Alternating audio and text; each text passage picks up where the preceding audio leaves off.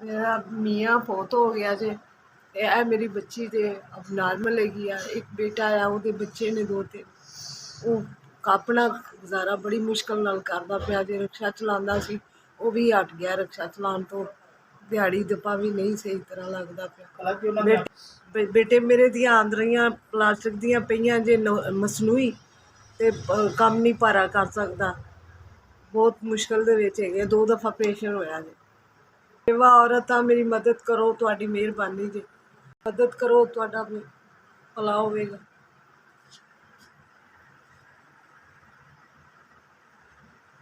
ਤੁਹਾਡੀ ਮਿਹਰਬਾਨੀ, ਤੁਸੀਂ ਮੇਰੀ 5000 ਦੀ ਮਦਦ ਕੀਤੀ ਜੇ। ਅੱਲਾ ਤੁਹਾਨੂੰ ਦਾ ਨੇਕੀ ਦਾ ਹਾਜ਼ਰ ਜੇ ਰਹਿਣਾ ਬਹੁਤ ਬਹੁਤ ਦੇਵੇ ਜੇ। ਬਹੁਤ ਬਹੁਤ ਮਿਹਰਬਾਨੀ ਤੁਹਾਡੀ। SBH ਅੱਲਾ ਤਾਲਾ ਸਲਾਮਤ ਰਹੇ। ਅੱਲਾ ਤਾਲਾ ਇਹਨਾਂ ਨੂੰ ਬਹੁਤ ਤਰੱਕੀ ਦੇਵੇ, ਬਹੁਤ ਬਹੁਤ ਪੈਸੇ ਦੇਵੇ। ਜੇ ਹਾਲਾਤ ਬਿਹਤਰ ਰੱਖੇ।